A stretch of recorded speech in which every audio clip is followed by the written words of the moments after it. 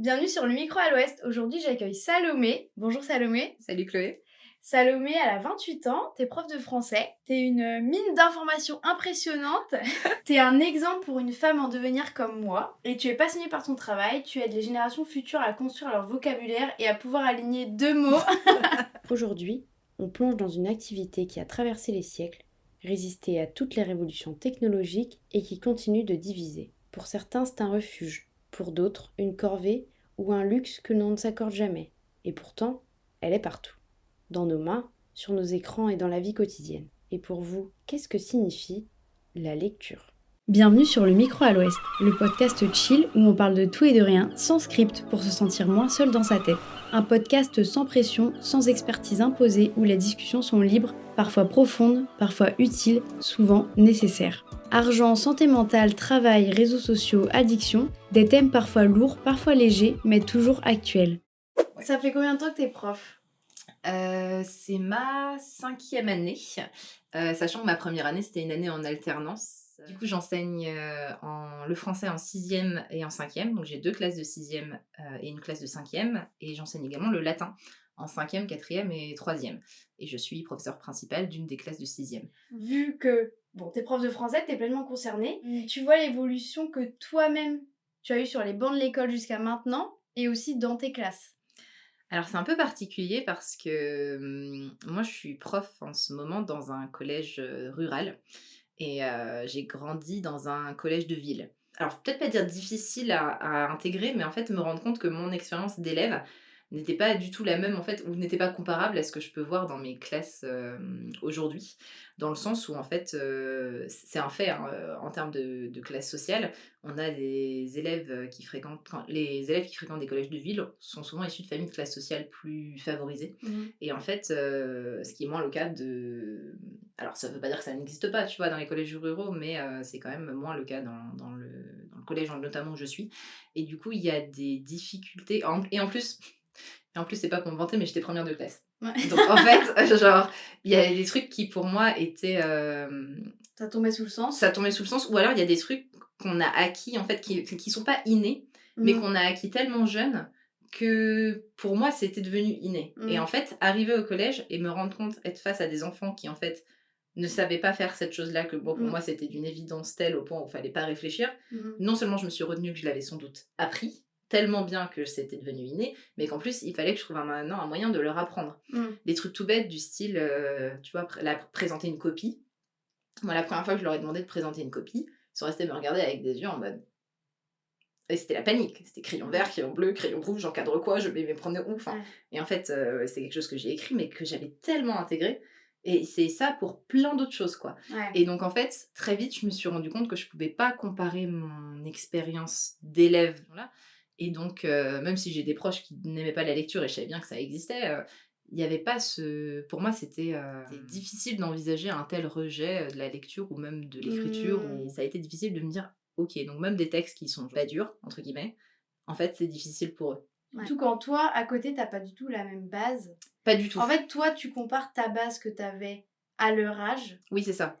Et quand tu t'es rendu compte qu'il y avait un fossé entre les deux. Mais un fossé qui est, enfin, pour moi, vertigineux, dans le sens où, encore une fois, je me lance pas des fleurs, mais comme j'étais première de classe, Ouais, d'autant plus... dans un collège de ville, Ouais. et ben, alors que là, j'ai des enfants qui arrivent dans mes classes et qui, en fait, ne savent pas vraiment lire. Enfin, ils déchiffrent.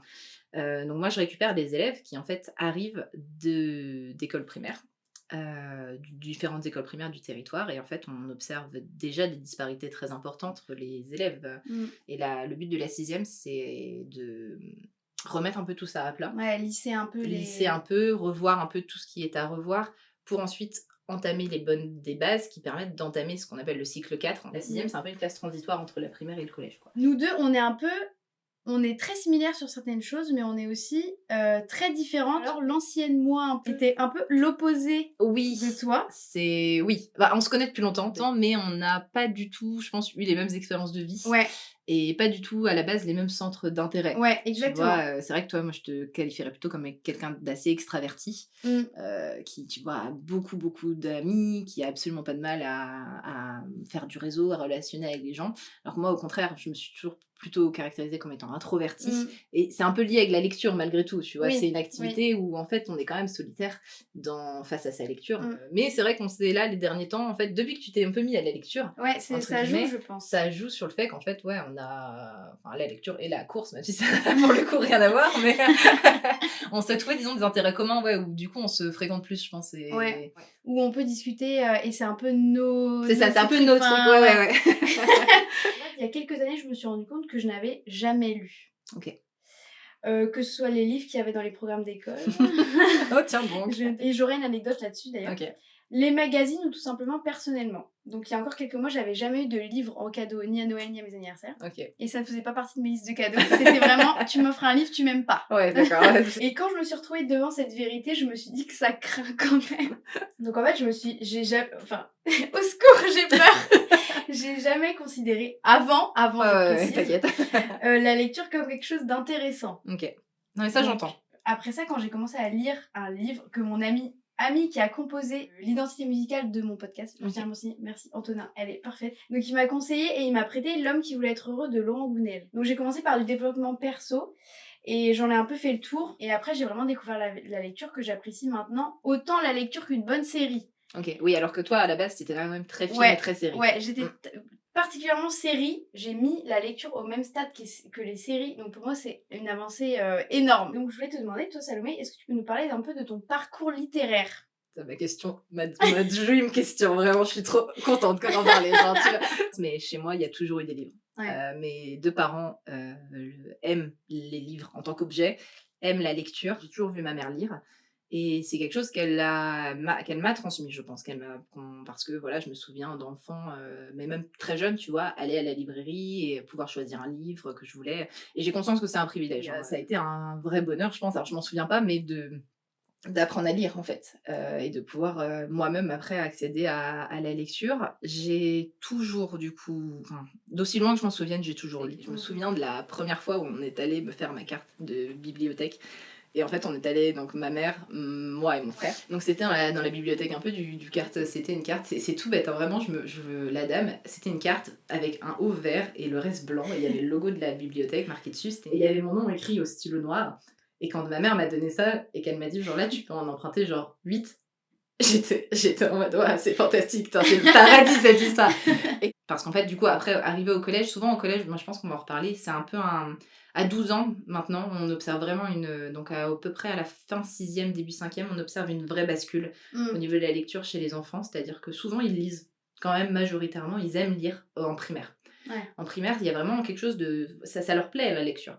Arrive le collège, et en fait, c'est souvent corrélé à l'arrivée des écrans, et particulièrement des téléphones portables. On va en reparler après, On en reparlera. Mais en fait, il y a vraiment un arrêt de la lecture. Moi, dans mon parcours, j'ai aussi observé un arrêt de la lecture, mais plutôt plus tard, du coup, vers la fin 3e. Après, quand moi j'ai grandi, il n'y avait pas de smartphone. Oui. Genre, j'avais un téléphone, mais j'avais pas de smartphone, et donc la place d'écran était moins une question que de nos jours. Mais en fait, en grandissant, voilà, il y a. Et je crois que c'est le cas dans le parcours de pas mal de lecteurs, où il y a un moment où tu te prends de la distance. Et en fait, moi je dis, ça inquiète pas mal de mes collègues, par exemple, qui voient leurs enfants qui lisaient beaucoup, presque plus lire. Et je leur dis, moi, souvent, que tant que tu gardes un lien, même ténu, avec une forme de lecture, en fait, ils vont y revenir. Et moi, ce lien, il s'est manifesté par les mangas. Donc, en fait, c'est un truc qui est beaucoup critiqué de nos jours, en mode, ouais, les enfants lisent plus, ils lisent que des mangas, etc. Sauf qu'en fait, moi je suis pas d'accord. Déjà, il y a des mangas qui sont très très bien. Il y a des histoires qui sont super. Et en plus, ça reste malgré tout de la lecture. Ouais, c'est ça, ouais. Un manga, malgré tout, ça reste quelque chose où en fait il faut connaître des codes, il y a de l'implicite, il y a des ellipses, etc. L'ellipse, c'est le fait qu'on ne parle pas de tout, mais il faut qu'on fasse le lien entre le moment A et le moment C sans mettre en avant, enfin sans représenter le moment B par exemple. Moi, donc je dirais au lycée, j'ai un peu arrêté de lire des romans en général, enfin je lisais des mangas, je lisais pas mal de mangas quand même. Après j'ai toujours gardé ce lien quand même avec la lecture, je me suis toujours définie comme étant une lectrice, mais au lycée beaucoup moins. Alors il y a plein de choses qui l'expliquent, hein. Je pense que la charge de travail quand même au lycée est importante, hein, et de plus, enfin franchement on tape beaucoup sur les jeunes. Mais ils ont voilà, le lycée, c'est pas facile. Oui, puis il y a souvent le permis en même temps, enfin le code, Il y a le permis, code, il y a le permis. Il y a l'après. Il y a l'après. Enfin, Moi, au niveau santé mentale, c'est un peu une période où ça allait moins ouais, bien aussi, et ça, c'est un peu... C'est ça, tu mets ça dans tout le même panier, puis tu te dis, bah débrouille-toi avec... C'est ça. Il y a un peu souvent, pour certains aussi, la crise d'ado. On rejette un peu ce qu'on avait avant, et donc souvent, la lecture, c'est un truc associé aux parents aussi. Donc, et à l'institution, donc il y a pas mal de rejets. J'ai fait un bac S, donc pas du tout littéraire. C'est absolument pas logique que je sois prof de français. J'ai fait un bac scientifique. Pourquoi t'as fait un bac L? Non, mais pas du tout. Non, j'ai fait un bac scientifique SVT, spécialité physique-chimie. Waouh. Autant te dire, rien à voir avec la lecture. Mais pourquoi je savais pas ça? Mais peut-être qu'on en avait jamais discuté. Ouais, je crois qu'on en a jamais parlé. Et ça me fait toujours rire parce que, donc maintenant je suis prof de français et en fait il y a tous ces gens qui pensent vraiment, et je pense que c'est délétère, qu'il y a une espèce de scission entre, il y a des gens qui sont des matheux, il y a des gens qui sont des littéraires, parce que du coup j'ai fait un bac S que j'ai eu avec mention très bien, enfin encore une fois je me vante pas, mais je le casse quand même. Non mais je veux dire, il y a un esprit logique dans tous les sciences, tu vois, qu'en fait on a besoin, notamment en français, pour construire son propos, d'organiser ses pensées, même d'écrire une histoire, il faut une logique assez implacable que l'on retrouve notamment dans les mathématiques, quoi. Donc ça m'a beaucoup aidé. Donc j'ai fait un an de prépa où ça a été très compliqué, et au terme de cette année-là de prépa, moi j'étais très perdue. Je savais pas quoi faire dans le futur, je me plaisais pas du tout dans prépa. Au niveau de santé mentale, je pense que j'étais un peu au plus bas de ce que j'ai pu être. Je sais pas quoi faire de ma vie, je sais pas ce que je veux faire. J'ai toujours eu plein d'intérêts, mais souvent des intérêts qui durent peu de temps. Par exemple, fun fact, je sais pas si tu savais, mais pendant 1 an, en première, j'étais passionnée de nail art. Sur les ongles. Genre, je me mettais du vernis, je faisais des dessins et tout. J'avais toujours des ongles, mais impeccables. Mais des je te vois tellement pas faire ça. C'est compliqué parce qu'on se dit, ouais, t'adores ça. Esthéticienne. Ouais, mais en fait. Salomé esthéticienne. Exactement, jamais de la vie, tu vois.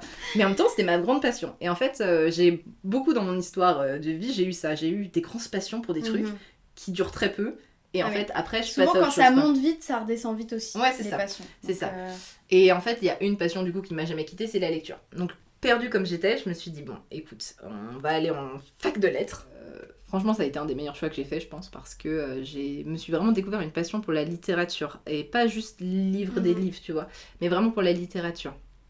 Parce qu'en licence de lettres modernes, on lit alors principalement des classiques. On devient des spécialistes de la langue française et de la littérature française. Je suis vraiment tombée amoureuse de la littérature et de cet aspect-là linguistique. Et du coup, ça m'a un peu propulsée dans la direction où je suis actuellement, quoi. On va revenir un peu après sur un mythe au sujet de l'orthographe. Ok.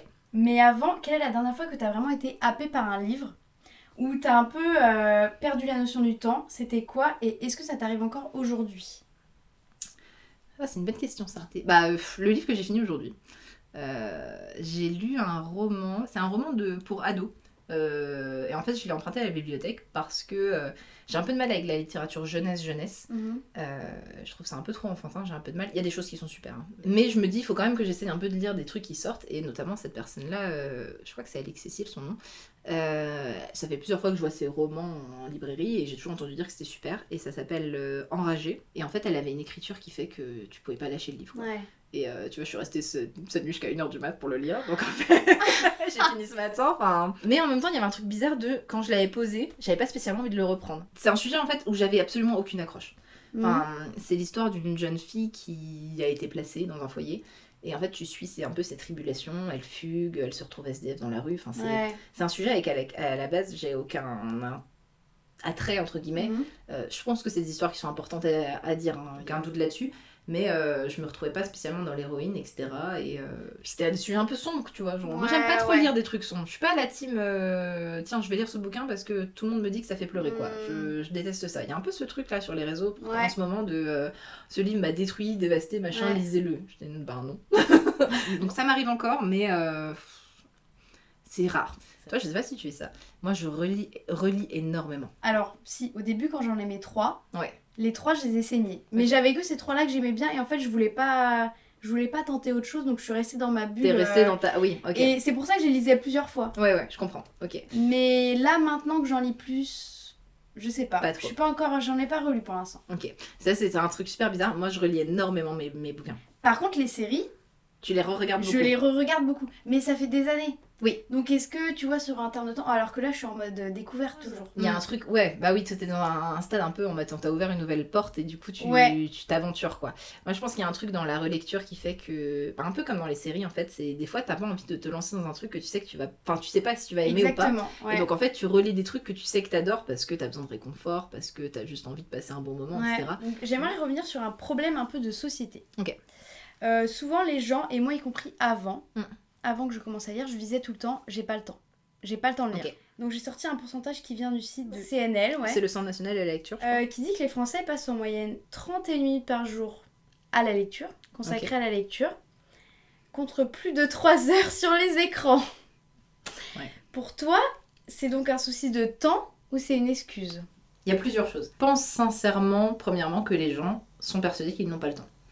Peut-être qu'ils ne mesurent pas la place que prend autre chose dans leur... notamment les écrans, tu vois, la place des écrans dans leur vie. Peut-être qu'en fait, ils se rendent pas compte que ils consacrent autant de temps là-dessus. Deuxièmement, il y a peut-être des espaces où ils se rendent pas compte qu'ils peuvent lire. Tu vois, je pense à des gens qui... Mais lire de manière différente. C'est-à-dire que je pense que de nos jours, en fait, lire, c'est plus juste forcément lire avec son livre assis dans le canapé. Où effectivement il faut avoir un peu de temps devant soi, parce que se plonger pour lire 2 pages, franchement c'est genre non. Enfin, moi je ne peux pas, mais j'ai un peu de mal.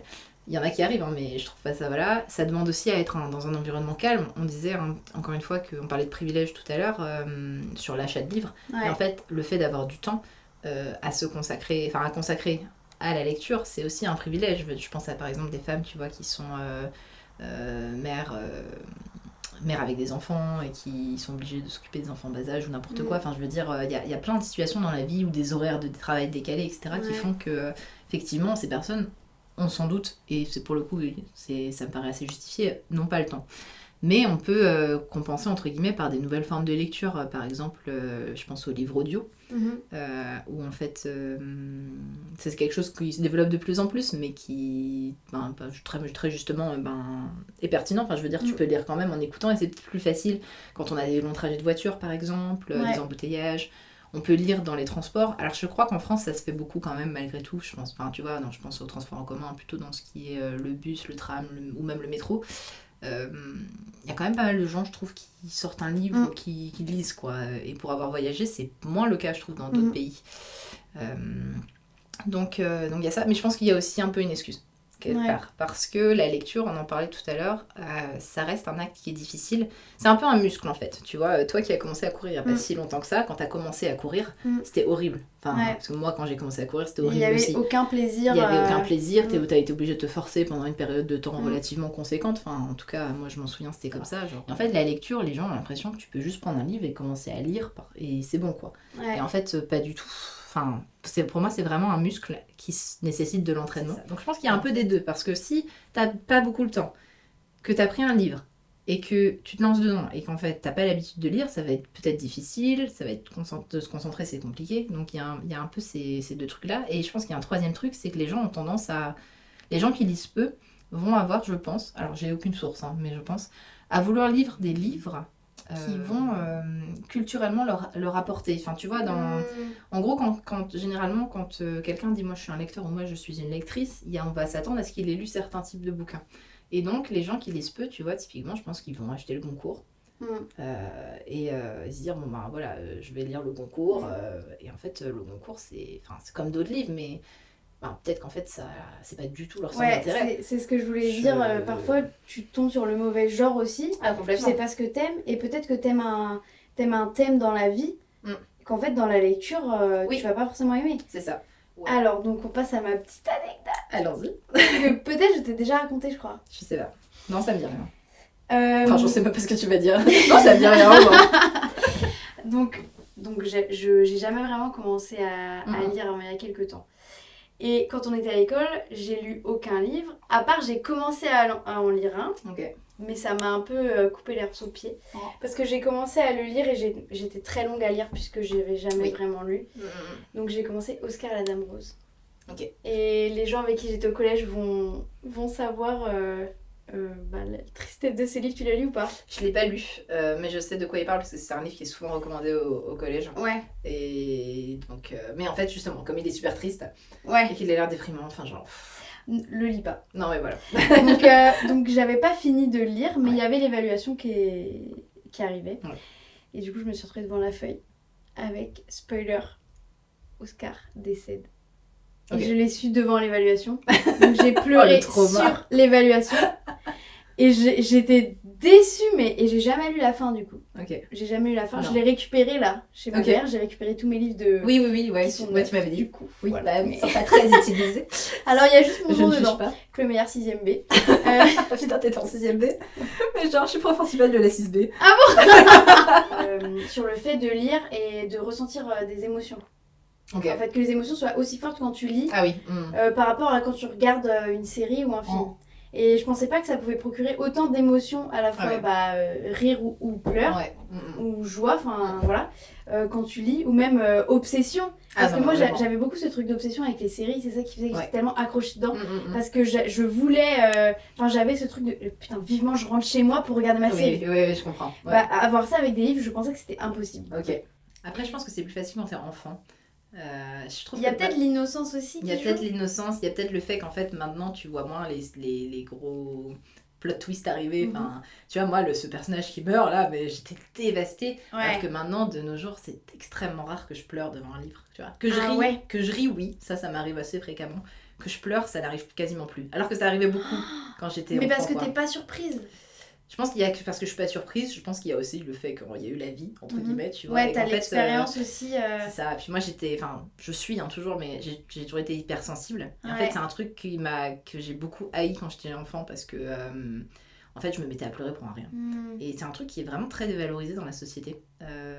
Et tu parais faible, quoi. Tu parais faible. Et en fait, notamment quand je me mettais en colère. Tu vois. En fait, dès que je ressentais un peu de, tu vois, un surplus, que ce soit de la joie ou de la autre chose, tristesse, colère, n'importe quoi, je me mettais à pleurer. Et en fait, tu perds extrêmement en crédibilité quand t'es en colère et que t'essayes de faire passer ton argument et qu'en fait t'en pleures. Donc tu vois, c'est un truc que j'ai beaucoup, et je pense que je me suis beaucoup blindée.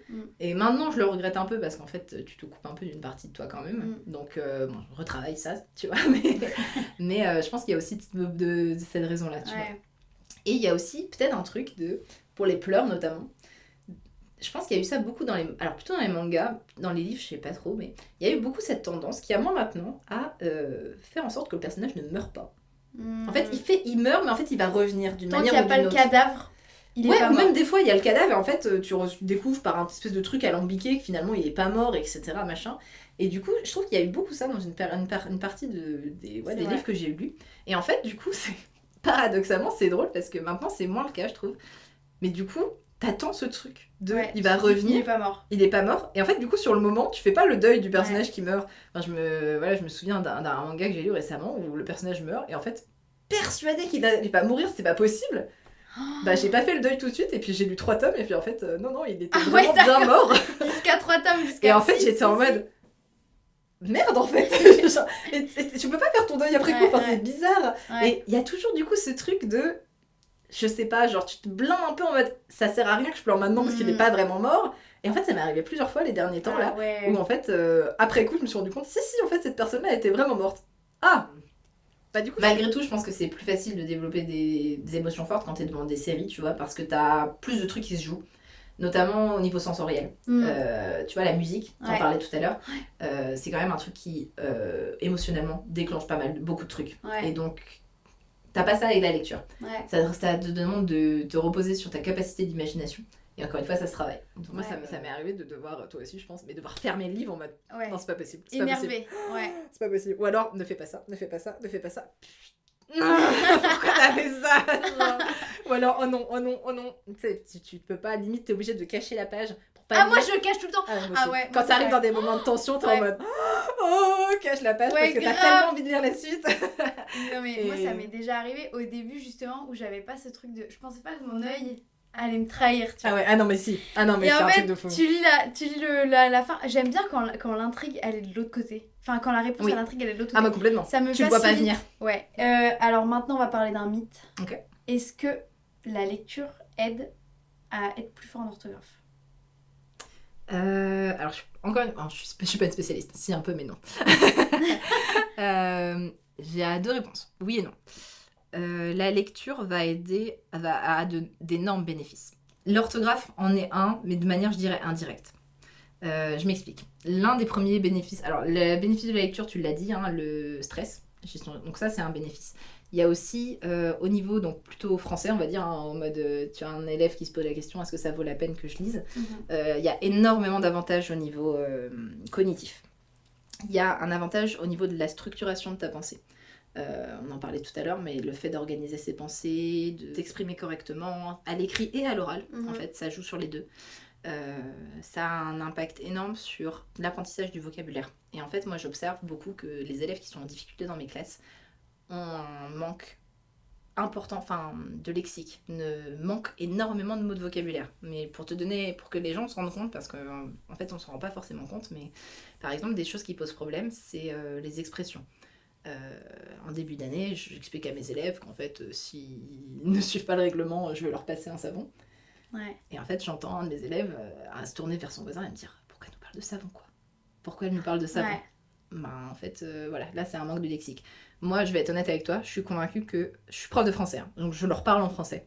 Je suis convaincue qu'ils ne comprennent qu'au maximum, alors pas tous encore une fois, mais si on fait une moyenne, 75 à 80% de ce que je dis dans mes cours.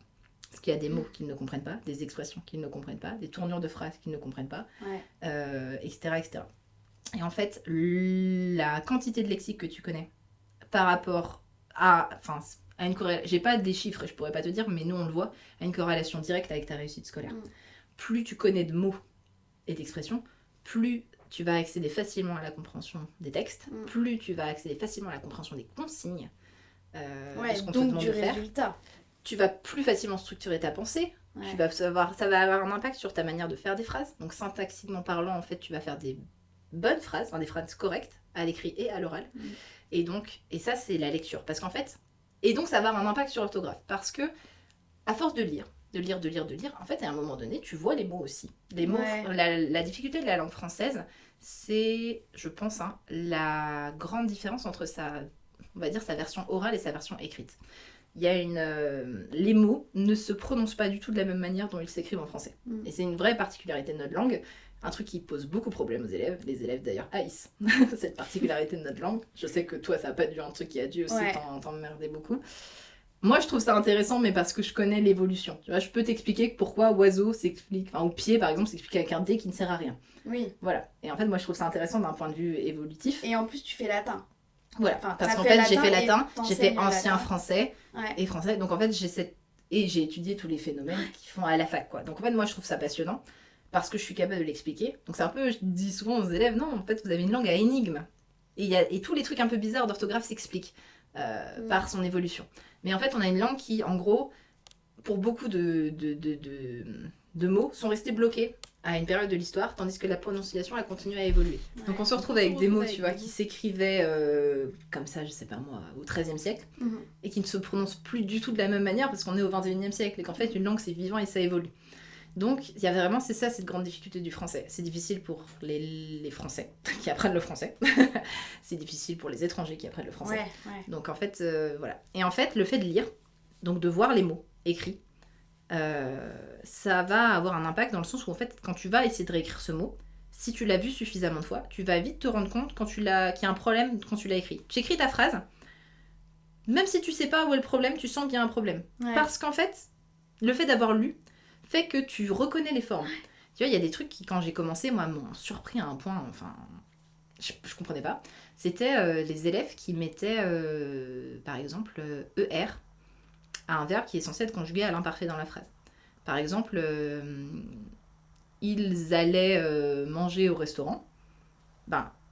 Ils allaient, qui s'écrit donc A-I-T ou A-I-E-N-T en fonction de si le singulier ou le pluriel, ils mettaient aller ER. Il allait manger.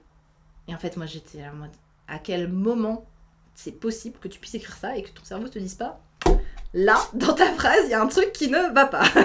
Je sais pas comment ça se nomme scientifiquement parlant, mais je sais que ça existe, cette capacité un peu à se corriger soi-même, s'auto-corriger, Parce que le à cerveau sentir est... qu'il y a un truc qui va pas. Ouais, le cerveau est bien fait. Oui, Inconsciemment, quelque part, loin, il sait que non, c'est pas la bonne info. oui, voilà, c'est ça. Ou quand tu lis ta phrase, ou quand tu lis, tu te dis, bon là, il y a un truc qui va pas, je sais pas encore quoi, je vais chercher, mais voilà. Et en fait, il y a plein d'élèves qui, du coup, de par le fait de manque de vocabulaire, manque de lecture, etc., n'ont pas, en fait, c'est un peu ces structures dans la tête qui fait que, quand ils le voient écrit sur la page, ils se disent pas, là, il y a un problème. Ça, c'est un autre, si on prend un autre exemple qui nous est un peu tous arrivé, tu sais, t'écris un mot et tu te dis, non, là, il y a un truc qui va pas. Ça. Et du coup, t'essayes de l'écrire de différentes manières, notamment quand t'as des doubles consonnes. En fait, cette capacité-là, quand t'essayes de le réécrire à côté, ça fait travailler ce truc-là. Ça fait travailler ce truc de, ok, là, il y a un problème, là, il n'y a pas de problème. Et donc, la lecture joue là-dedans un rôle important. Joue aussi un rôle, alors ça n'a rien à voir avec les capacités langagières, mais je pense que c'est important de le mentionner, je sais pas si tu sais, mais ça joue un rôle au niveau de la régulation des émotions et du développement de l'empathie.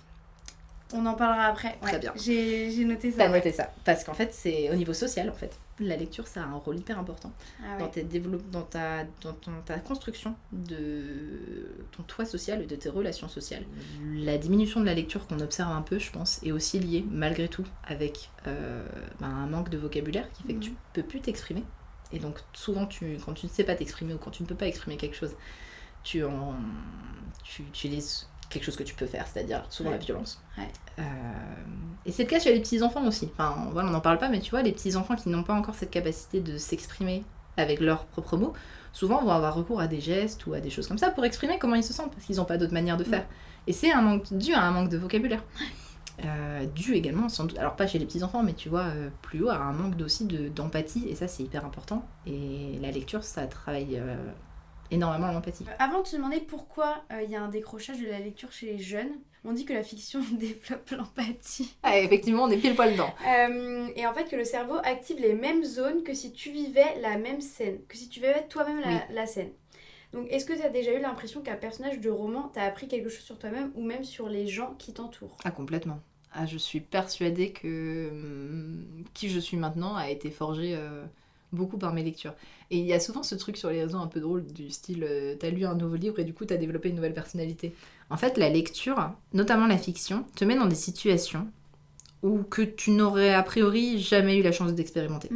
Que ce soit parce que par exemple tu vas suivre un personnage, je sais pas moi, qui vit au XVIIIe siècle, que tu vas suivre un personnage qui n'a pas la même couleur de peau que toi, donc qui ne rencontre pas les mêmes difficultés que toi, que tu lises un livre où tu as un personnage qui, ben voilà, je sais pas, bon, par exemple, est en situation de handicap ou ne vit pas du tout dans un même espace lieu que toi, espace-temps que toi, enfin, je veux dire, ce fait de se projeter dans des situations comme ça, ça développe l'empathie, forcément. Parce qu'en fait, tu suis ce personnage, souvent tu t'attaches, et effectivement, comme tu dis, je crois que c'est dû aux neurones miroirs, je crois, du fait que tu arrives à te mettre à la place et que tu ressentes les mêmes choses. Donc ça, c'est une première chose. Et deuxièmement, je pense que ça permet de développer, même que tu lises des livres de fantasy ou des trucs comme ça. Moi, je lisais beaucoup ça quand j'étais jeune, tu vois. Et a priori, la magie n'existe pas. Et en fait, malgré tout, t'as quand même, dans les histoires comme ça, de fiction, donc des histoires inventées, des histoires qui sont pas réelles, en fait, t'as quand même des leçons, enfin pas des leçons, mais des choses que tu vas en retenir, quoi, en tirer. Et franchement, même dans ma vie encore aujourd'hui, tu vois, il y a des personnages auxquels je me suis attachée, mais un truc, enfin genre, c'est mes bébés, quoi. Je sais pas comment expliquer, mais ils m'ont apporté énormément de choses, que ce soit du réconfort, que ce soit des leçons de vie, enfin, je pense que j'ai vraiment développé, tu vois, tout ce qui va être empathie, sens de la justice, tolérance, on parle pas assez de tolérance, mais beaucoup de tolérance, en lisant leurs histoires, etc. C'est pas des gens, mais c'est des gens qui sont importants pour moi, tu vois, dans ma vie de tous les jours, hein. Et dans les moments où ça a pu être les plus durs, tu vois, je me suis beaucoup reposée sur ce personnage-là. Il a vécu un truc qui était horrible, pire que moi, ce que en gros je traverse. Si lui a été capable de le faire, un peu comme c'est un peu mon modèle, tu vois, entre guillemets, je peux le faire aussi. Et ça, je pense que ça vaut aussi le coup pareil dans les séries ou pour les films. En fait, quand tu t'attaches à des personnages, la notion de personnage, c'est quelque chose qui est super intéressante. Mais en fait, on parlait tout à l'heure des émotions, mais en fait, quand tu t'attaches comme ça à quelqu'un, entre guillemets, c'est pas faux, c'est vrai. Et donc, quand tu le perds, parce qu'il meurt dans le livre ou dans l'histoire ou dans le film, n'importe quoi, en fait, tu ressens un peu une forme aussi de deuil que tu ressentirais dans la vraie vie. Ouais. Donc, ouais, moi, là, tu vois, je pense à un personnage où, en fait, il y a quelques années, voilà, il s'était passé un truc où j'avais des semaines difficiles, et en fait, j'avais, genre, écrit ses initiales sur ma main, comme ça, genre, quand je faisais je faisais ma vie de tous les jours, et ben, en fait, quand ça n'allait pas, je voyais quand même quasiment tout le temps ce truc-là, et je dis, ok, c'est bon, ça me remotive, entre guillemets, et... Faut pas avoir honte d'aimer les trucs qu'on aime, parce qu'en fait, ça nous apporte de la force. Je sais pas si t'as déjà vu mon ordinateur, il est couvert de stickers, de trucs que j'adore. C'est des trucs qui m'apportent du réconfort, et je m'en fous de savoir que mon voisin n'aime pas ce truc-là ou ce truc-là, en fait. Et du coup, je suis une fervente défenseuse de achetons des goodies, de trucs, achetons des porte-clés, mettons les porte-clés, les bouts d'oreilles, les trucs, les bidules, les speakers, enfin tout ce qu'on veut autour de nous. Entourons-nous de ces choses qui, en fait, qui nous réconfortent, qui nous donnent de la force. Complètement. Oui, moi je pense que oui, aussi. Évidemment. Parce que des fois, on porte un jugement sur les gens. On connaît pas leur histoire et tout, on dit tout le temps, faut se mettre à la place des gens et tout. Alors oui, évidemment, mais quand tu lis et quand tu es le jeu de l'histoire et qu'elle te décrit ses sentiments et tout, la personne, là c'est beaucoup plus simple de se mettre à la place de cette personne.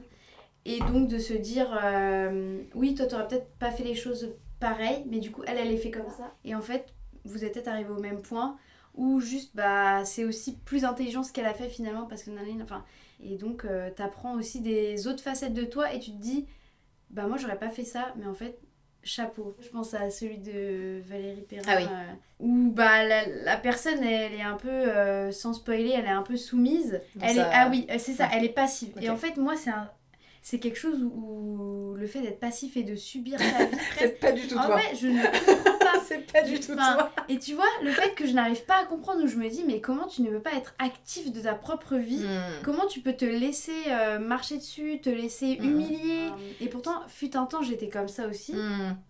Et du coup, ça m'a un peu changé. Ah ouais, c'est fou ça. Ouais, tu vois, mais tu m'as connue où j'étais en train de... passer de l'autre côté, tu vois. Du bon côté. Ouais, et en fait, j'arrivais pas à comprendre. Et à la fin, je me suis dit, franchement, mais bravo, parce que elle arrive à passer ce cap, alors qu'elle a toujours été passive de sa vie. Elle passe un peu ce cap. Et en fait, elle a des réactions par rapport à des gens où tu te dis, là, c'était brave, tu vois. Elle aurait pu se venger. Elle aurait pu... justement puiser de la force, mais dans des émotions négatives, dans des valeurs négatives, et elle a pas fait ça, elle a utilisé non, moi je vais passer à autre chose et je serai plus forte que ce que tu m'as fait, je serai plus forte que... Et franchement, et à la fin je me suis dit, putain, moi j'aurais pas du tout fait comme ça, mais chapeau. Mais c'est intéressant ce que tu dis, tu vois, parce que c'est quelque chose qu'on n'a pas parlé, mais je pense que la lecture, la littérature en général, ça fait réfléchir. Et en fait, ça te construit aussi dans ce sens-là. Dans le sens où, en fait, comme tu dis, tu questionnes les choix des personnages. Des fois, t'es pas d'accord. Mais en fait, ok, je suis pas d'accord, pourquoi ? Qu'est-ce que j'aurais fait à la place, exactement, etc. Et tu vois, moi, j'ai beaucoup de mal. Je sais qu'il y a des gens qui adorent ça. Mais j'ai beaucoup de mal avec les personnages qu'on décrit un peu comme gris. Moi, j'ai tendance un peu à avoir les choses en mode tout blanc, tout noir. Tu vois, et par exemple... les élèves par exemple c'est un peu étrange, mais genre il y a des élèves qui sont sympathiques, qui ont toujours été entre guillemets, qui ont toujours suivi le règlement, et quand ils font un truc qui du coup genre est pas sympa, parce qu'en fait ils sont enfants, je veux dire c'est normal, hein, et je suis trop déçue. Moi je suis totalement pareil. J'étais en mode, toi t'étais dans la case blanc à la base, et là tu viens de faire un truc qui est digne de la case noire, du coup genre je suis extrêmement perturbée par ce qui vient de se passer, je sais plus que penser de toi. Et du coup, dans la littérature, les personnages qui sont un peu gris, c'est-à-dire qu'ils sont un peu, genre, ils font des trucs, genre, les vilains par exemple, les méchants, qui ont genre des bonnes motivations, mais qui font des trucs nuls, ou au contraire, qui ont des mauvaises motivations, mais qui font des trucs bien, ou, ces personnages-là, moi j'ai horreur de ces personnages-là, horreur dans le sens où en fait je suis en mode... Je comprends pas. Je sais pas quoi penser de toi. Tu me mets face à une dissonance cognitive telle où en fait tu me poses problème. Et je trouve que c'est hyper important d'y réfléchir. Et au contraire, c'est important de justement croiser des personnages comme ça pour pas vivre dans un monde qui est tout noir, tout blanc. Parce que le monde n'est pas tout noir ou tout blanc. Et en fait, les gens font des erreurs, ou les gens, etc. Bref, mais je pense que ça fait vraiment réfléchir. Et c'est vraiment, encore une fois, en termes de construction de relation à l'autre, de tolérance, d'aussi, enfin pas d'intolérance, mais de qu'est-ce que j'accepte et de qu'est-ce que j'accepte pas. Ouais. Tu vois, en termes d'attente, de construction d'attente, on parlait de romance tout à l'heure, c'est tout bête, mais en fait, il y a ce truc qu'il y a beaucoup eu dans la littérature, qui y a de moins en moins, mais il y avait beaucoup cette représentation très toxique en fait, des relations, alors plutôt entre les hommes et les femmes hein, quand même, parce que c'est quand même majoritairement la représentation que l'on voit, hein, même si c'est bien qu'on voit de plus en plus de représentations queer qui apparaissent. Mais bon, il y avait un truc très toxique qui était considéré comme normal, quoi. Ouais. Et de plus en plus, tu vois, ce truc-là changer. Je pense que c'est aussi le fait qu'il y a beaucoup d'autrices qui sont, enfin des femmes qui écrivent de la romance et qui du coup, et en fait, t'as lu un livre comme ça, t'as un protagoniste, c'est un peu monsieur parfait entre guillemets, enfin il te traite bien. Derrière, il y a des trucs que tu vas pas accepter dans la vraie vie, quoi. Il y a des trucs en mode, en fait, ton espèce de délire toxique de masculiniste, là, j'en veux pas. Enfin, j'ai d'autres attentes pour moi et je sais que ça existe, ou pas, mais... Enfin, si, ça existe, mais... en tout cas, l'espoir. C'est ça, faut rester l'espoir, genre. Mais en tout cas, j'accepte pas ça et c'est grâce à la lecture de tel livre que j'ai changé mes attentes, quoi. Et donc franchement ça fait réfléchir. Alors j'ai encore un petit chiffre. Allons-y. Donc le baromètre du CNL 2025 pointe un décrochage net chez les jeunes, par exemple chez les garçons. Donc là j'ai pris la stat des garçons. 16-19 ans, le temps de lecture loisir est tombé à 7 minutes par jour. Donc pour toi c'est quoi là où les causes les réseaux sociaux, l'école qui peut dégoûter de lire, ça dépend ce que le professeur propose comme lecture. Les parents. Et ça, je rebondis aussi sur ce que tu as dit avant, que toi, tes parents lisaient. Tu voyais tes parents lire, surtout ta mère. Donc, les parents qui, eux aussi, lisent moins maintenant, ou peut-être lisent pas du tout. Il n'y a pas forcément de livre à la maison. Est-ce que, voilà, il y a l'histoire de modèle. Si ton modèle ne lit pas, pourquoi tu te mettrais à lire? Complètement, ouais. Qu'est-ce que, pour toi, c'est quoi là où les causes? Je pense que les causes que tu cites sont quand même très justes. Les réseaux sociaux... Alors, il y a deux choses. Parce que du coup, tu as choisi la stat des garçons. Et je pense qu'on va y revenir, mais c'est une statistique qui est pour le coup genrée. Parce que je pense que la lecture est une activité qui, de plus en plus maintenant, c'était pas le cas avant, hein, mais de plus en plus maintenant est associée aux filles. Ouais, totalement. Au genre féminin. Et en fait, du coup, il y a ça. Je pense chez les garçons de 16 à 19 ans, où en fait, tu arrives à un âge où tu te construis... Le moment collège et que tu rentres au lycée où tu as d'autres préoccupations, et notamment beaucoup le rapport à l'autre. Et la lecture, du coup, en fait, chez les garçons, la socialisation chez les garçons est beaucoup... pas plus complexe que chez les filles, mais complètement différente. Et notamment, il y a ce truc de viriliste, quand même, qui est quand même très prégnant chez les garçons. Il y a une espèce de hiérarchie qui est super malsaine, hein, d'ailleurs. Je caricature de ouf, hein, tu vois, de mal alpha, en mode faut être un peu le meilleur sur la... Sinon, t'es un peu rejeté aux marges. Donc, en tout cas, ça a été beaucoup le cas. Maintenant, c'est un peu... Bon. On revient à des formes comme ça chez certains, chez d'autres, il y a des évolutions, etc. Mais bon. La lecture, du coup, il y a ce truc genré, là. Donc, qu'il faut quand même mentionner avant de passer aux causes, parce que les causes, en fait, elles vont se retrouver chez les deux genres, je pense. Même si l'impact va être moins important chez les filles, manifestement. Mais je pense que la socialisation avec les pairs, du coup, joue aussi un rôle beaucoup. Si tu es avec des pairs qui lisent, tu vas lire aussi. Si tu es avec des pairs qui ne lisent pas et qui mettent, je sais pas, par exemple, le sport au centre, tu vas peut-être faire autre chose. Bon, tu vas pas prioriser de la même manière. Ça, c'est la première chose. Les réseaux sociaux, c'est sûr. Comme je te disais tout à l'heure, il y a vraiment un âge... On observe, nous, à genre 12 ans, fin 6e, 5e, un décrochage net chez les jeunes de la lecture, qui correspond souvent à l'arrivée du smartphone dans les foyers, et notamment, voilà. Donc, c'est mathématique. Hein. Et en fait, quand t'as un jeune cerveau en construction, t'es encore plus sensible à ce genre de choses-là. Même nous, on l'est à nos âges, tu vois. Moi, j'ai ce problème-là, hein, des fois, où je me retrouve à scroller pendant 1 heure et je me dis, mais qu'est-ce que je fous, quoi. Et il y a aussi un truc, je pense, aussi un a priori, tu peux rien faire en même temps. Bon, c'est vrai que tu peux pas faire grand-chose en même temps que lire. Si tu lis avec ton bouquin physique, non, mais si tu écoutes un livre audio, tu peux. Mais par exemple, moi, j'avais trop ce truc de, non, là, j'ai pas le temps de lire, là, je vais faire à manger et tout. Mais des fois, maintenant, quand j'attends que ça cuise ou que voilà, j'ai mon livre. En fait, il y a rien qui m'empêche. C'est ça. Ça m'empêche de faire des tâches ménagères. Si on parle pas de livre audio, ça m'empêche de faire des tâches ménagères avec quelque chose avec mes mains. Mais dès lors que j'attends, et d'où aussi avoir tout le temps un livre avec soi, ça peut être bien parce que des fois quand t'attends dans ta voiture, t'attends quelqu'un ou t'attends un rendez-vous, machin, tu peux sortir ton livre au lieu de sortir ton téléphone. Encore une fois, ça joue sur c'est l'un ou l'autre. Et c'est là où les choix se définissent, quoi. Merci Salomé. Bah merci à toi, je passe un super moment. Bah moi aussi, écoute, je suis trop contente du podcast. Trop et bien. On en fera un autre, certainement. Bah avec plaisir, avec plaisir. Donc T'as- qu'est-ce que toi t'es en train de lire et qu'est-ce que tu comptes lire après? Moi, je suis en train de... Alors, j'avais 3 livres en cours. Mais je vais en citer que un parce que les 2 autres, je les ai arrêtés en cours de route, Ouais, ça ok. ne me plaît pas. Donc, je suis en train de lire À qui sait attendre. Voilà, Michael Connelly, j'adore. Et prochaine lecture, bah, je vais reprendre Joël Dicker, même si j'ai, tu vois, peur de finir ses livres. En fait, Ses j'ai livres. pas envie de terminer ses livres. Du coup, je me fais des micro-récompenses, je lis plusieurs genres. Et après tu peux lire... Et après, je m'en lis un. Moi je viens de me rendre compte que je t'ai posé une question piège en fait parce que je ne suis au milieu de rien. Ah J'ai fini mon livre ce matin. Ah oui, c'est vrai. Mais c'est quoi Euh... tes prochaines lectures prévues? Alors, je sais pas si je t'avais dit, mais j'ai commencé à lire À la recherche du temps perdu de Proust. Ah oui, si tu me l'as dit. Oui, oui, mais en c'est janvier. super dur. C'est assez compliqué et c'est donc un seul et même roman mais qui est divisé en fait en 7 tomes parce qu'il est énorme. Waouh. Démarche intellectuelle, tu vois. J'aimerais avoir le Proust parce que c'est un monument de la littérature.